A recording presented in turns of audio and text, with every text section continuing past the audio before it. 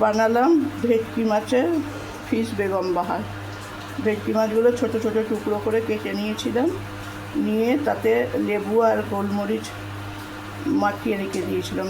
পাতিলেবুর রস আর গোলমরিচ মাখিয়ে আর একটু নুন দিয়ে 20 মিনিট মতন মাখিয়ে রেখেছিলাম। তারপরে আদা পেঁয়াজ রসুন একটা জায়গায় বেটে নিলাম, একটাই পেঁয়াজ দিয়েছি, কাঁচা লঙ্কা আর টমেটোও দিলাম তার সঙ্গে।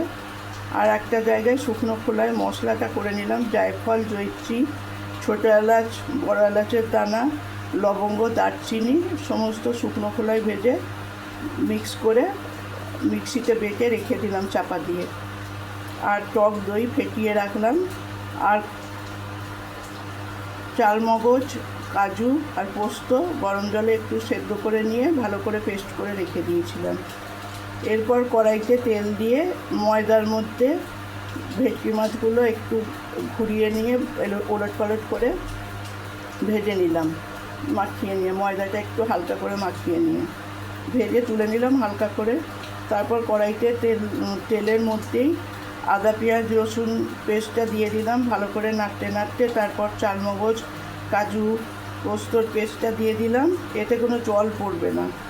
তারপরে কাঁচা দুধ দিয়ে দিলাম, পুরোটা ভাজা হয়ে গেলে কাঁচা দুধ দিয়ে একটু ফুটিয়ে নিয়ে নুন মিষ্টি দিয়ে তারপর দইটা ভালো করে মিক্সিতে ফেটিয়ে দিয়ে দিলাম। দিয়ে পুরোটা যখন একটু হালকা ফুটতে শুরু করলো তখন মাছগুলো দিয়ে ফুটিয়ে নিলাম। এবার মাছগুলো ভালো করে ফুটে এলে ওপর থেকে ওই ভাজা মশলার গুঁড়োটা দিয়ে দিলাম, দিয়ে ভালো করে নেড়েচেড়ে একটু হালকা ফুটিয়ে আর একটু দুধ দিয়ে, গ্রেভিটা একটুখানি যত বেশি থাকে সেই জন্য দুধ দিয়ে আর একটু নেড়েচেড়ে নামিয়ে ওপর থেকে ঘি ছড়িয়ে দিলাম। খেতে খুবই সুস্বাদু হয়। বাড়িতে সবাই ট্রাই করে দেখো। আমার এই চ্যানেলটা পছন্দ হলে একটু সাবস্ক্রাইব করে রেখো।